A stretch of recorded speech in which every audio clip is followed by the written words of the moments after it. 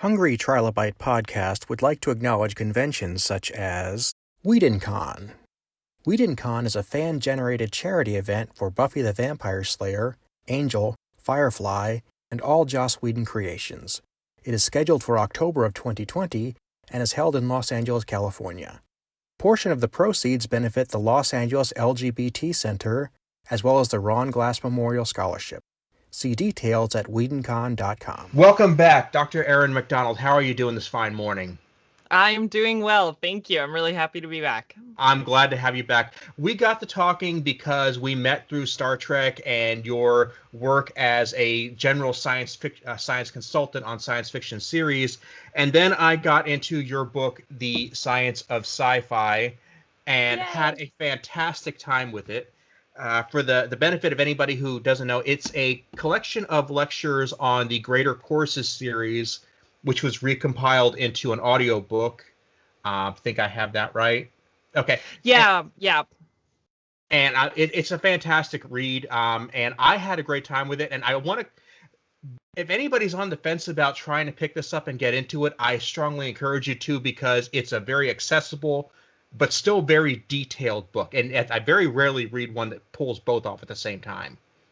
Oh, thank you. Yeah, I really tried to make sure that this was good content for an audience who is coming in with very little background in science or physics or hasn't taken it in a long time. And yet, you know, it can still be understandable. It can still be accessible. And we get into some deep stuff with multiverse theory and general relativity.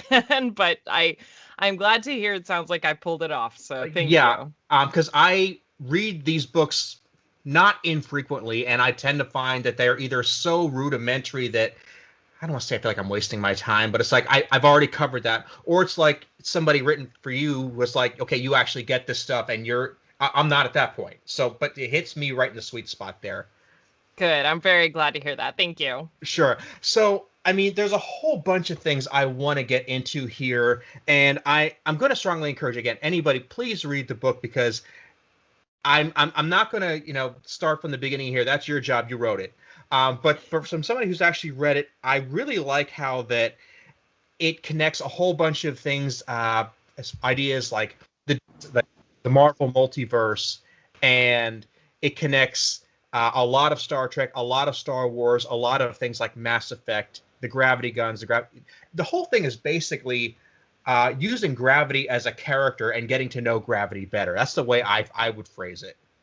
That's a great way of phrasing it. Yeah, I try to kind of warn people up front with this series, and made it pretty clear that the first couple episodes are pretty deep in the background in the origin of gravity, how it was conceptualized from Newton, and then moving on to Einstein, and how our understanding of gravity has evolved over time. But then, once we lay that foundation, then we get to play with it, and we get to go into all of our favorite fandoms and video games and movies and see where that pops up and how we can utilize that. So thank you. Sure. You mentioned string theory a couple of times. It's not the bulk of it, but it's something that popped out in my head. And it's like, I got to ask about this. Because you really go into the Marvel Cinematic Universe, and I like that. But I'm a DC guy at heart. Okay, gotcha. And when you're talking about different, pretty much every particle in the world being a function of vibration, and then my head says, the DC multiverse is explained through different planets that are separated by vibration. And I look at it and it's like the DC multiverse and string theory came up at about the same time in history. Do you see a connection there? Yeah, I absolutely do. I think that that's a great connection to make. And you're right, because they kind of evolved around the same time. And a lot of that is because as you said, with string theory, the idea is you get smaller and smaller, you break down our atoms into protons and neutrons, and then you can break those down into quarks and these fundamental building blocks. And then the string theory kind of takes that one step further and says that those are made up of these, single dimensional strings. So that's kind of where that string comes from, this idea that they're one dimensional and that they vibrate into the second dimension. And then how they vibrate is what makes up all these different particles. And as scientists were coming up with this concept, they realized that it's, we're suddenly not limited in the number of dimensions we have as they start breaking it down. I think different flavors of string theory kind of take it in different directions. The most kind of commonly utilized one has broken our universe into maybe 11 dimensions as they go into all of how these strings vibrate and how they interact with each other. Whereas we only, our puny human selves only interact with 4 dimensions of 3 in space and 1 in time. And that there's these, 7 dimensions on top of that we just haven't tapped into.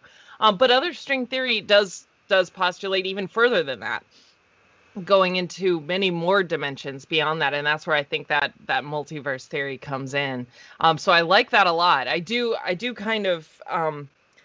I do like how sometimes we can date science fiction based on the type of science that they're utilizing to tell their stories, based on what's popular at the time. You'll find a lot of superconductors showing up in science fiction that was written in the 80s as, this end-all be-all cool technology thing. And then, as you mentioned with string theory, as that was sort of entering the public lexicon, then we start seeing that manifest a little bit in science fiction. And since, the Large Hadron Collider was built and some of these tests for string theory haven't quite borne out, it started to kind of leave the pop culture world in the same way that it's kind of fading into the background a little bit in the scientific world. But it's really interesting to dig into all of that. It's a neat connection. It really was. And it's like, I'm looking at this and you read these stories from the 60s through the early 70s. It kind of peters off after that. They're saying, well, we have this treadmill we run on to get from one to the other. And it sounds so silly. It sounds like your typical hokey 60s comic sense. Like, yeah, but there's actually, in their perspective, a nugget of truth to this, which is crazy. Yeah, I really like that. And I like to, when people say, like, can you explain multiverse theory to me? It's kind of like, well, how long do you have? Because there's lots of different types of multiverses that we can dig into. You talk about quantum multiverses, this idea that as you make decisions, new universes spawn where you made other decisions. These infinite multiverse theories, or these bubbles where, if you think of like a bubble bath where you have isolated bubbles that are touching each other, all of those are individual universes. And sometimes you can travel in between the ones that have their membranes touching. So there's just so many cool, fun multiverse theories out there, and science fiction uses them in so many different ways. It's really fun. It is. And I love how you got into this is something that people always get really excited about. Well, what if there's another universe where you made a different decision and that you dealt with the consequences of that? And I always come in from the perspective that people will use the phrase, the great thing about science is that it's true whether you believe it or not. Yeah. Yeah. Science doesn't care about you. Yeah. So then I have a conflict. It's like, but how is there a whole universe that depends on whether or not I had coffee this morning? You really can't have it both ways. That's really interesting. And then that starts to get into that philosophical side of science where it becomes more like, what is free will, and where, what is dictating our daily choices. And then you get that chaos theory element to it. It's really, really cool. That's a neat way of thinking about it. I tend to, I don't know, just like I said, as somebody who gets it enough to read the books, but not enough to make a living at it, I really that's where I come from, because I don't have to do the math. I can just read comic books. That's kind of what I'm good at. That works. Enough to be dangerous. That's exactly. Yeah.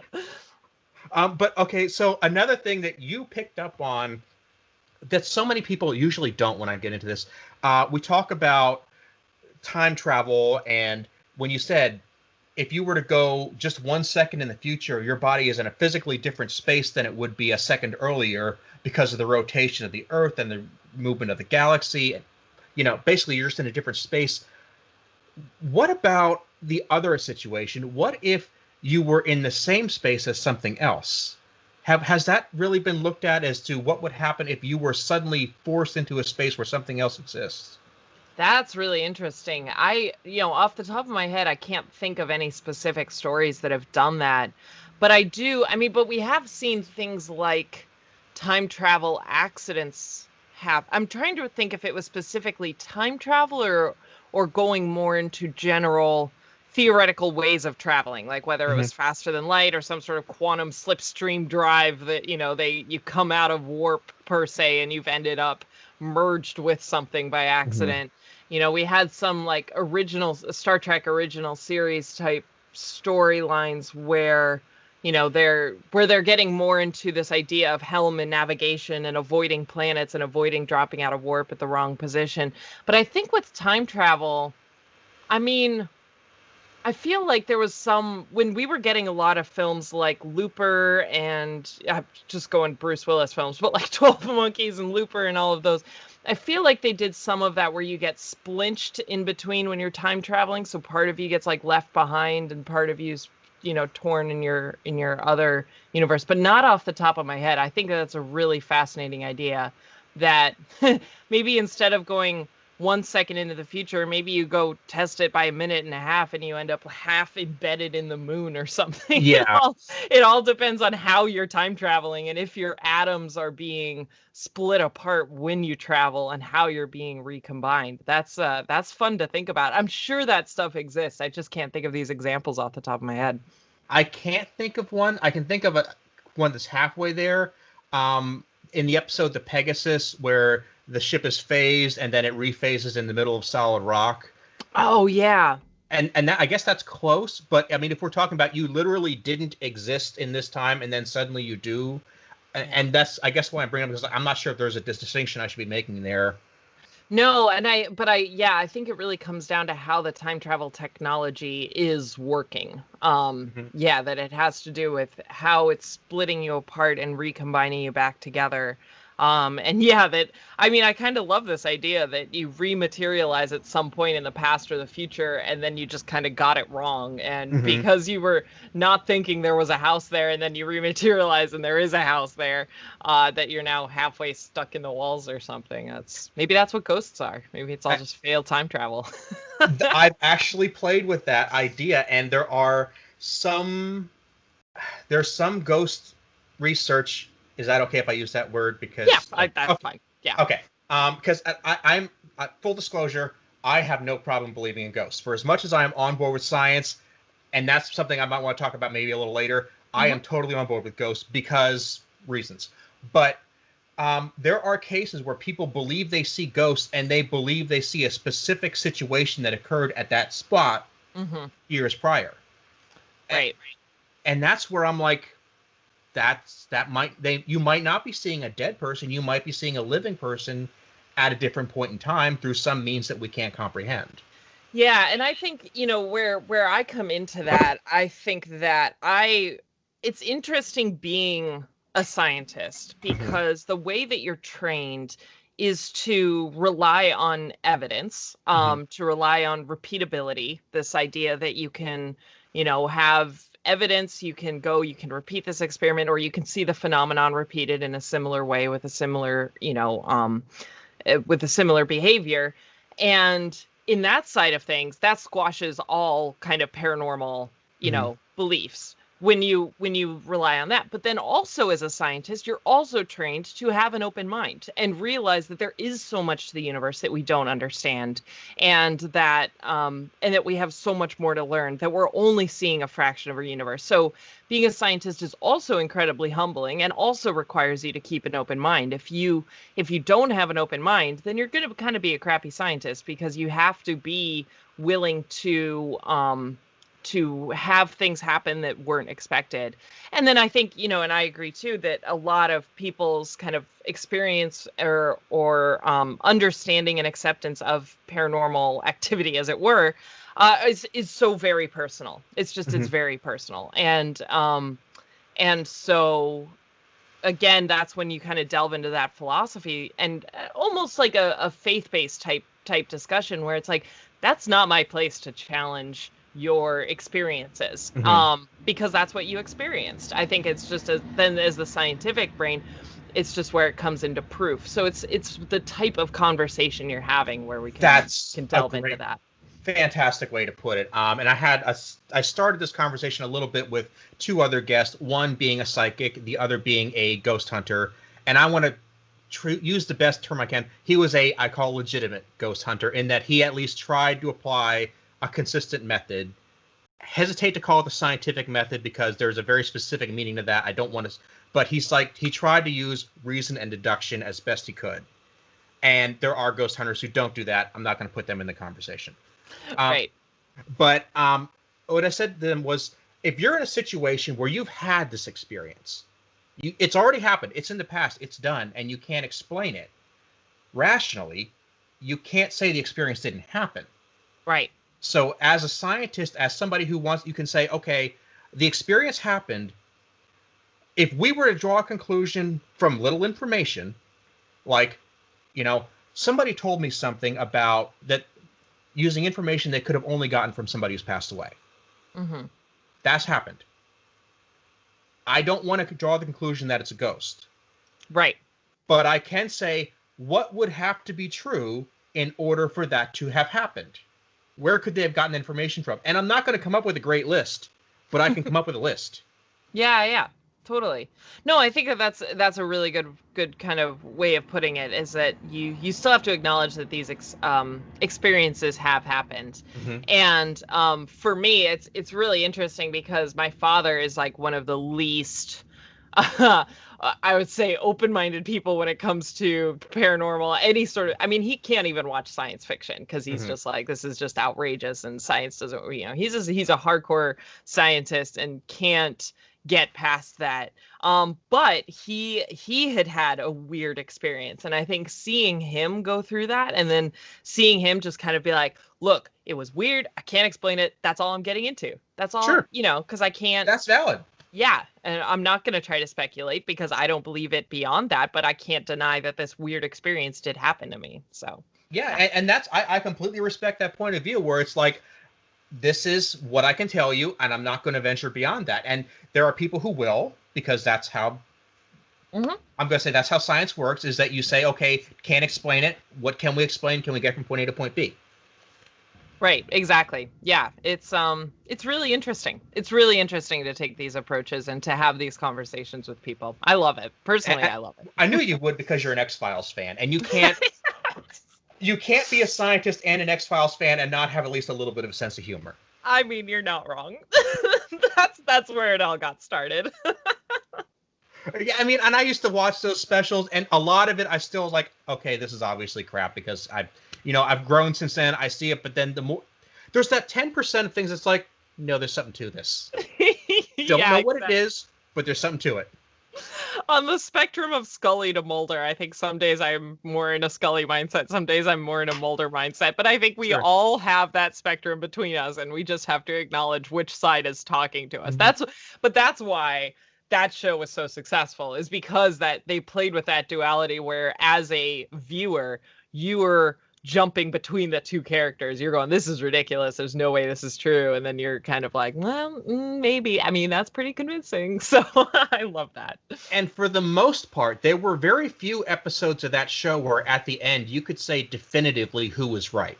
Yeah, for sure. I mean, they really do a great job. I rewatched the pilot recently, and they just did a phenomenal job about bouncing back and forth of going, okay, this is clearly the explanation, and then leaving you with things that have happened that are super weird, and then they're right at the cusp of kind of getting definitive evidence for all of this, and it disappears. And they and you, the viewer, are left behind going, I can't tell you what exactly happened. I love that. I love it. Yeah. And to do that consistently for that many years on end. No kidding. It was like, and to swing back to your book for a minute, you did a really neat job on that when you start off and you talk about dark energy. And you basically, I'm trying not to put words in your mouth. That's okay. Basically say, here's a thing. We have a name for it. We know next to nothing else about it. Yeah. That's this in microcosm, is that you're saying, okay, something's happening. We've got a name we can give it. Beyond that, don't ask any questions. Yeah. And it's crazy. And this is, I always try to kind of convey to people, because I think space intrigues so much of the population that we never lose that 10-year-old inside of us who's obsessed with space and dinosaurs, because it's intriguing, cool stuff. But as an astrophysicist, as you get into studying space, you really constantly live in an existential crisis, because you have to shift your mindset of timescales. You have to shift your mindset of what's important. This idea that the universe is 14 billion years old. Our solar system's only been around for 4 billion years. And, humanity is that fraction. I love the, there's a few great demonstrations at science museums for the scale of humanity with respect to the time of our entire universe. That humanity's only, if you break our universe down to the calendar year, our humanity's only been around since 11:59 p.m. on New Year's Eve, at the end of the year. But then on top of that, understanding that everything we touch, feel, see, experiment on, interact with is 4% of our entire universe. That it's 4% is what that whole periodic table, everything, when we look up at the stars, we are only seeing and interacting with 4% of our universe. The other approximate 23-ish% is dark matter. And that is the stuff that we can see, quote, see gravitationally. We can see that there's more stuff there based on orbits, based on light getting bent around. There's this gravitational presence there that's the most that we know about it. And then the rest of it, almost 3/4, is just that energy that's pushing our universe apart. And we just don't know where it comes from. And we don't know what it is. We don't know what's causing it. But we know our universe is being pushed apart by dark energy. And that's it. And it's humbling. It's scary. It's weird. And it's also great fodder for science fiction. It really is. And just to really play with the science fiction aspect, I mean, you talked about locating yourself in the universe and having a cosmic address. And when you get to the tail end of that, you're like, what if you could just go to a different universe entirely? And that doesn't come up that often, I guess, for reasons. But there have been a couple cases where it did on, say, Star Trek, where they get thrown in the early episode where no one has gone before, where they just go off to some place that is like cotton candy. Yeah. Cotton candy and sparkles. And do you get any science out of that, or do you just sit back and enjoy the pretty lights? I mean, for the most part, we sit back and enjoy the pretty lights. The most that I've done to science any sort of extra universe in Star Trek is the mirror universe, because I think that is a multiverse concept that, while they never really get into it in Star Trek, it's one that still conceptually kind of makes sense. It's this idea that we have our universe that we're in. And again, yeah, as you said, that encompasses everything that's beyond our galaxy. That's all the stuff. And then you just multiply it all by -1. And we've seen that also going back into the DC universe and all of these, that you have the evil universe. And that just comes from this idea that mathematically just multiply everything by -1, flip it over. We have, the upside down, as we had in Stranger Things. And so that's kind of where you can pull that multiverse or that mirror universe thread from.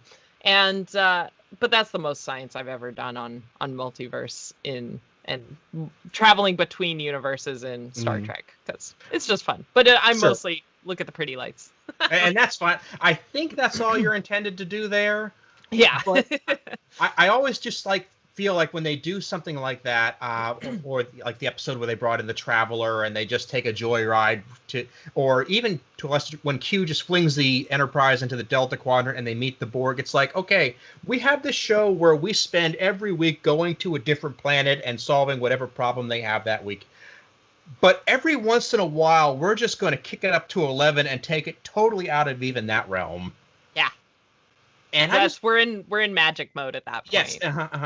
Yeah. And yeah, but I think, and that's where kind of transitioning, but talking about my job as a science consultant, that's the job where you have to take the back seat. We're not there to drive a scientific story. We're there to tell a story. And if we have a chance to embed some science in it, great. If we want Q to show up and snap his fingers and jump them somewhere else, fine. If we want some, alien energy space whale that's floating around outside of the Enterprise, fine. That's the stuff that because that's the story we want to tell. It doesn't always need to be rooted in science. For me, that just makes me happy, and I'm happy to contribute to stuff. But my role mostly is to just make sure that when we're adding science or technobabble, it's not wrong. And that's sometimes hard. You fight those demons. I want to explain why Q can snap his finger and jump somewhere else, but I just can't. You can't, and like we said in the last episode you were on there, Q is basically the embodiment for literal magic. There's not really a meaningful explanation for him, and nobody, I don't think, really wants there to be. Yeah, agreed. I agree. Yeah, I think that would take away the whimsy of Q. Mm-hmm. I like there was that episode of Voyager where he brought Janeway to the Continuum, and they just had those other Q with these very over-the-top props, and it's like, I think this is as close as we want to get to a real explanation. It works for the moment. Right. I think that's where everyone was like, and okay, I think we're good. Okay, so let's go with this route here. We're just talking about this, and we get into the magic aspect again. And I love how the fact that twice in a row I've had a scientist on, and I'm bringing up magic because that's just how my brain works. Why is it that we try so hard to make science fiction science-based, and we try so hard to play with these hard concepts, and we're just aching to go into the realm of bullshit? Why do we have this compulsion? That's so funny.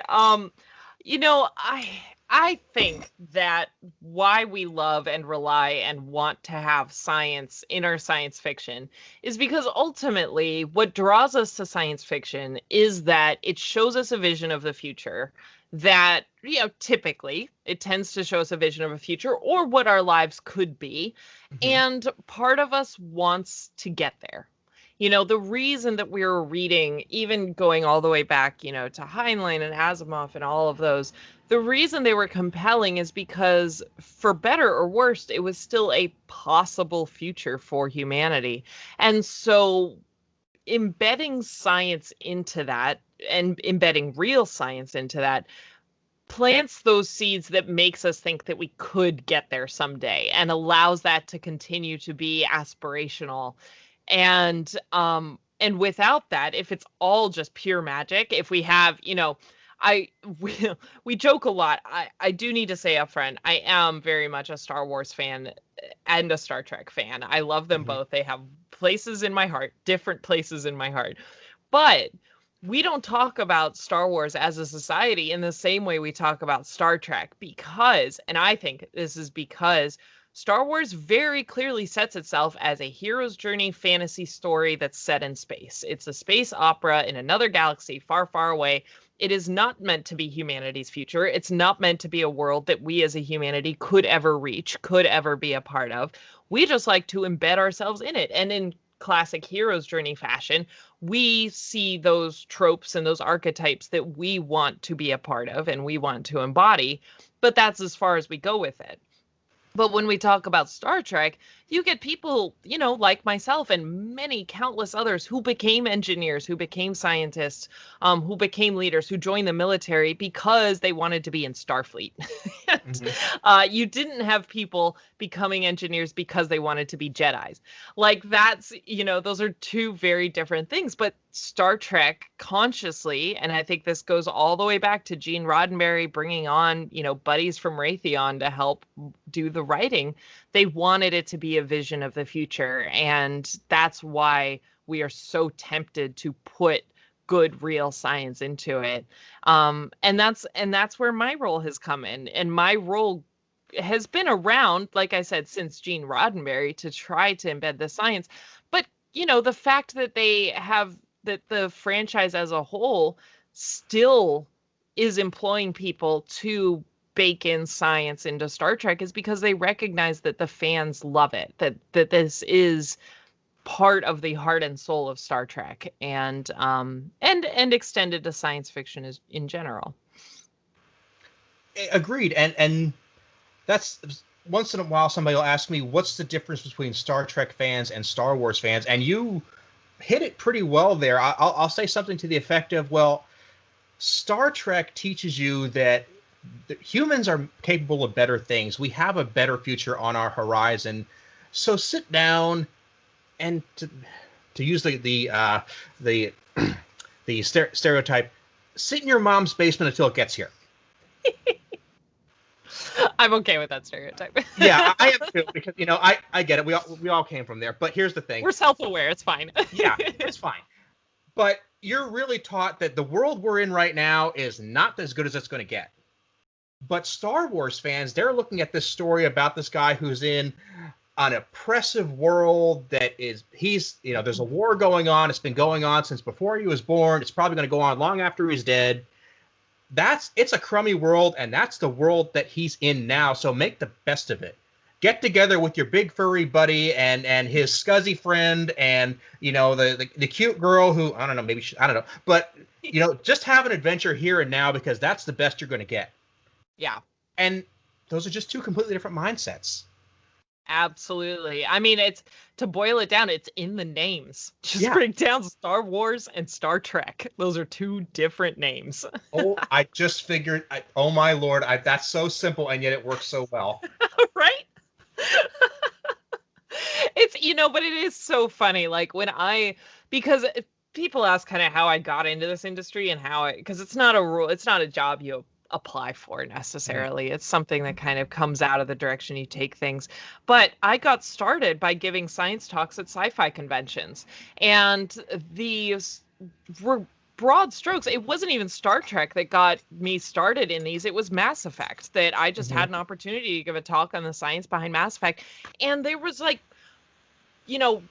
10 times the capacity of the room showed up for this talk, because we love this idea that these science fiction worlds could be reality someday. And I think as fans, we are just desperate to find the threads that we can draw from our current life to that life and how we could possibly get there one day. I just want to be in Starfleet Academy. And I think I'm as close as I'm ever. I got a gift. It was like a license plate frame, that says Starfleet Academy faculty member. And I'm like, I'm as close to that as I'm ever going to get. And I'm okay with that.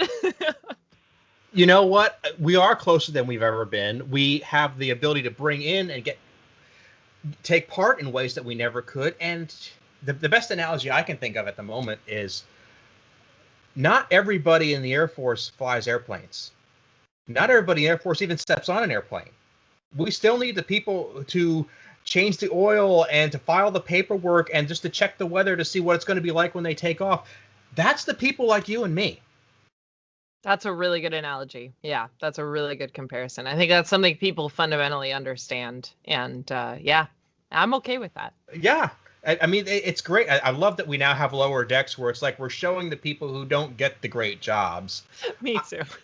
Part of me, this is not going to fly with the general public. Part of me would like to tell the story of the guy who signs up for Starfleet Academy and does fairly well going through it, and he gets stationed on Earth and just files paperwork all day, and he just talks about how he just wants to do something else, but darn it, somebody needs to file those papers. Exactly. And that's why I think Lower Decks works so well. And what they had a line from one of the recent, I think it was the second episode, where Boimler was just like, I'm just going to go work on an asteroid and take data, and someone will find my personal logs one day when I'm dead, and they're going to piece together what happened. It was like, there are people like that in Star Trek. We just don't see those stories. And so I love that we're expanding beyond the bridge, and it's very close to my heart. Yeah, it's like the first episode where the captain asks, so do you keep a personal log? He's like, yeah, I keep 5 a day, implying that there are people who don't keep personal logs, because who cares? Right, exactly. And then, of course, the response from the captain being like, that's too many. You still can't do it right. Yeah, a lot of really great thoughts in a row there. For sure. I love it. I do have to preface, I mean, I love Lower Decks. And it's like when I meet people who love Galaxy Quest, I will nonstop quote it. So it's like I do have to stop myself because it's like I just love every single joke, every single line, and once you get me started, I will just keep going until we've exhausted ourselves. Like you just said, we are self-aware, okay? We love this, and we can love it so much we embrace the things that make no sense at some point. Exactly.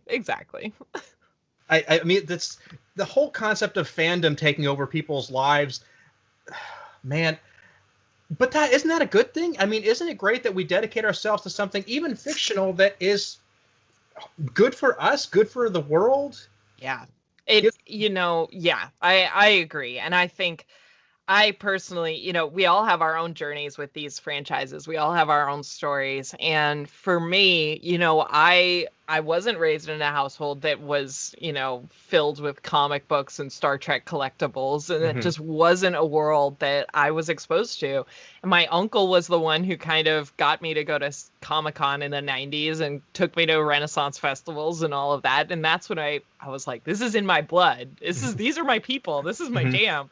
But even then, I struggled with it for so long, and then going on and trying to find that balance and trying to accept that part and realize that there were other people like me out there. And then, even going so far as to having got married and then getting divorced and then, meeting someone who walked into my room and saw a Millennium Falcon rug and a Starfleet uniform and was like, this is awesome. This is like, we are all out there. And that's why I think, that's why these in-person conventions will always hold a special place, even though we're able to do so much virtually now.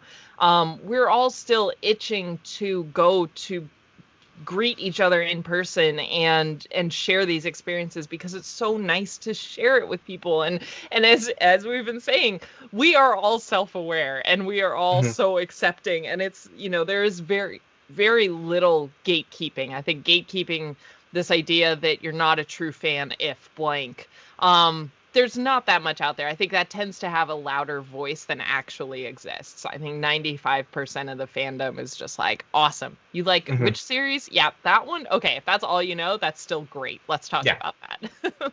Yeah, I agree. And I had a bad experience with that this particular week, so it's a little fresher in my mind than it normally is.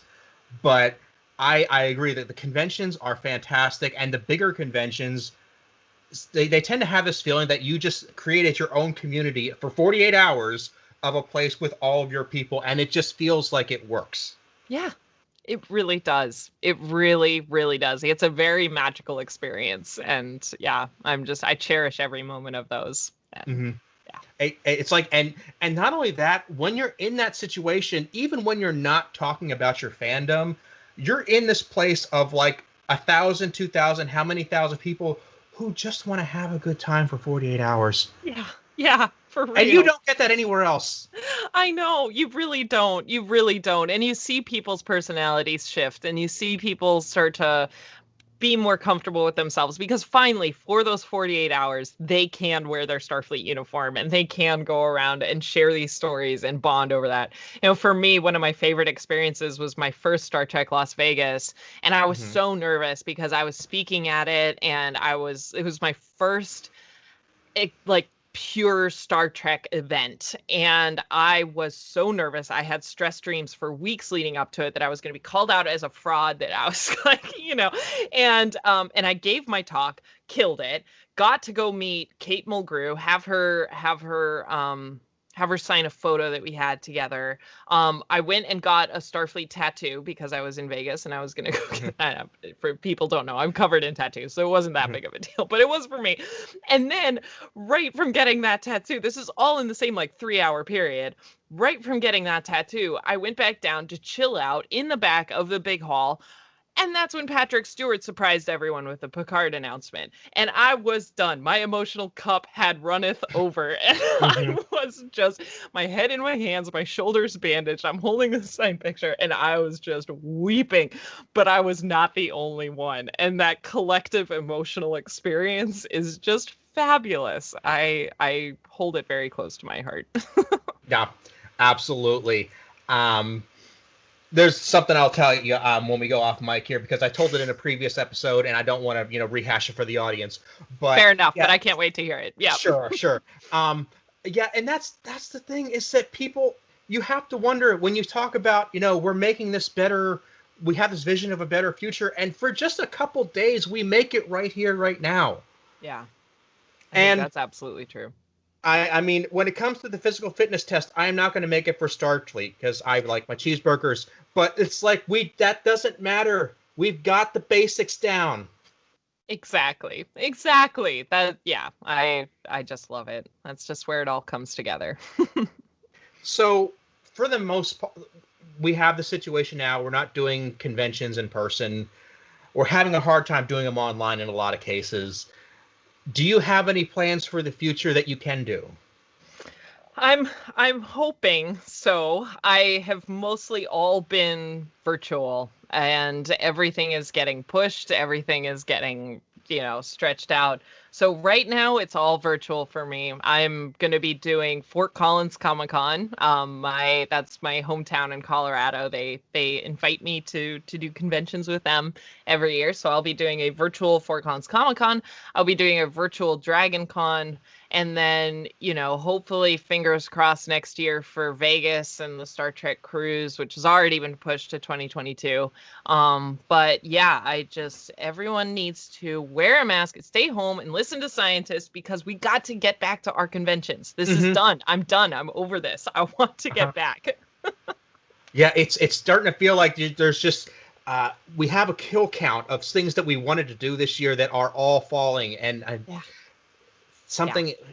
and I'm not going to get into the conversation of how to deal with this and what the answer is, but because I'm going to trust that what you said does matter. Wear your mask, stay at home, hope for the best, and listen to people. Yeah, listen to the experts. It was so funny. I was doing okay the weekend that was supposed to be Star Trek Las Vegas. I thought I was doing okay, and then sort of Sunday night was when I broke. And I literally just got into my Star Trek uniform, got a Star Trek glass out, made a Romulan ale, and just sat and watched the Star Trek episode, because I just missed it. I knew I was going to, but I didn't know how it was going to manifest. And the big one for me too is Dragon Con. That's I think the one that's supposed to be in a couple weeks. I'm going to have a really hard time that weekend. That's going to be a rough weekend for me. So yeah. But we'll make it through. We just got to listen to scientists. There's a video on the YouTube section of this podcast on how I make Romulan ale. How do you make it? Nice. So my recipe is a blue curacao, vodka, lime soda, dash of lime. That's it. Okay. Yeah. For me, it's blue curacao, white rum, lemon lime soda, and exactly 2 shakes of Tabasco sauce. Ooh, nice. I will have to try that. Yeah, try that, because what happens is that the liquor and the soda is so sweet, but you get that pepper in there that says hello. That's awesome. I did tweak my recipe that I did vodka and white rum. So I'm glad you mentioned white rum. So I did add those. And then when I say lime soda, I mean lime soda water, like LaCroix. So it's not terribly sweet. But Gotcha. But yeah, good recipe. I am gonna have to try. Because it's an alien drink, man, and it's supposed to mess you up. So you got to have that quirk of something else in there. And here's the thing is that, the alien drinks drive me crazy because they, by definition, have ingredients we can't get here. So you got to work with what you have. Exactly. One day I will perfect a Ractagino recipe. One day. Okay, well, I am going to let you go because I have had a lot of fun here, and I'd like to think we could do this again sometime soon, and I'd like to think even more, maybe in person. Absolutely. Thank you so much. I really appreciate it. Glad to have you. Thank you so much.